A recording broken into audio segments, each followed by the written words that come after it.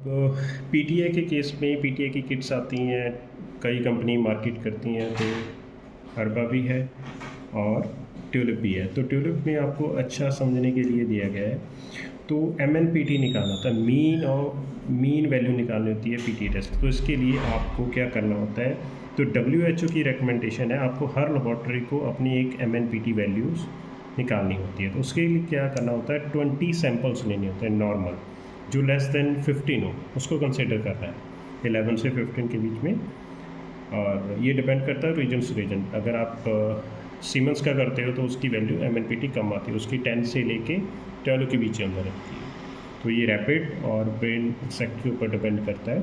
तो आपने क्या करना है, 10 मेल 10 फीमेल की वैल्यूज़ लेनी होती है। अदरवाइज़ ये NABL की गाइडलाइंस है। अदरवाइज़ एटलीस्ट 5 to 6% नॉर्मल का लेबॉर्ट्री के अंदर वैल्यूज़ का पता होना चाहिए। उससे क्या होता है, कभी कभार आपका रीजन्स की लॉट के अंदर दिक्कत आ जाती है। तो अभी नया लॉट आया, आपने एक नॉन पर्सन जिसका आपने पहले चेक कर रखा है उसकी वैल्यू इतनी है, उसको रन कीजिए। मान लीजिए अगर उसकी पहले वैल्यू थी 12, अब उसकी 12.5 आ गई, तो इट मीन्स रीजेंट आपका ओके है। अगर उसी पर्सन का वो 18 या 20 देगी, दैट मीन्स रीजन्स में फॉल्ट है। तो अब उसके अलावा एक और स्टाफ का आप चेक कीजिए जिसकी वैल्यू आपको पता है। तो उसके बाद अगर उसका भी उसने 18 या 20, दैट मीन्स सिर्फ रीजन्स खराब है। तो आपने कुछ नहीं करना है, आपका रीजन्स फॉल्ट है, तो मशीन की कोई सेटिंग्स को चेंज नहीं करना है। ठीक है, तो इससे ये रहता है, एक तो लॉट वेरिफिकेशन हो जाती है, अगर रीजन्स के अंदर कंप्लेन है वो फाइंड आउट हो जाता है, और ये MNPT निकलता है। जैसे मान लीजिए किसी का 12, किसी का 13 आ रहा है, तो आपका मान लीजिए 13 आपका कंट्रोल आ जाता है, 13.5 आ जाता है। और अगर आपका 13.5 ही आपका पेशेंट की वैल्यू रहती है, तो आपकी 1 INR बनती है। तो इससे आपका INR के ऊपर इफेक्ट हो, क्योंकि कई मैन्युफैक्चर की रीजन सेकंड्स की वैल्यू आपकी मैच नहीं करेगी, आपकी INR वैल्यू मैच करेगी।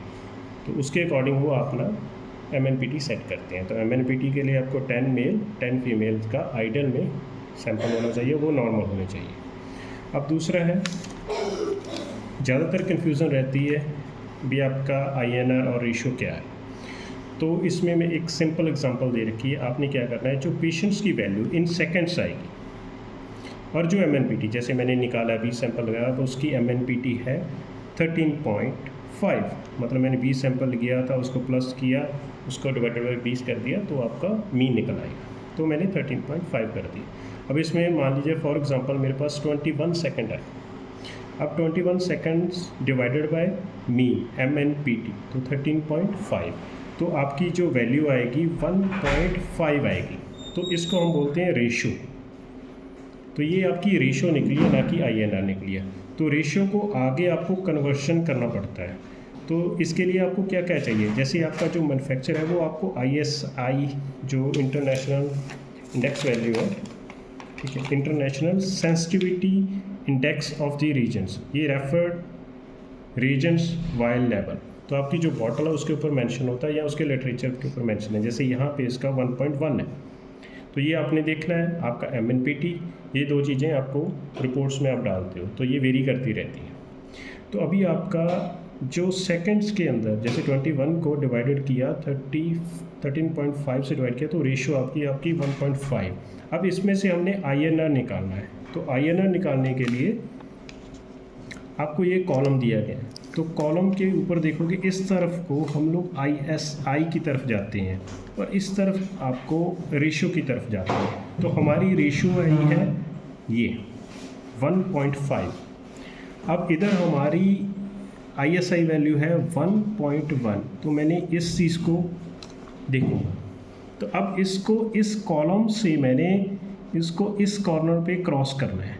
तो मैंने इधर से आया, और मेरा ये वाला कॉलम इधर से आया, तो मेरी जो बनेगी INR, ये बनेगी 1.56। अब नज़दीक लेके लिखो, तो आपका ये है रेशो, और ये है ISI वैल्यू 1.1, और उधर से हमने जो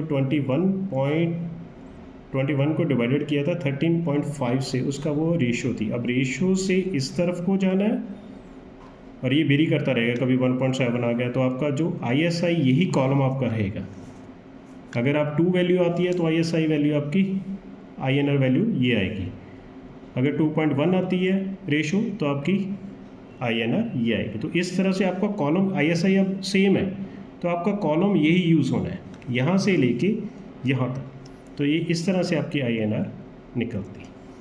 थैंक यू।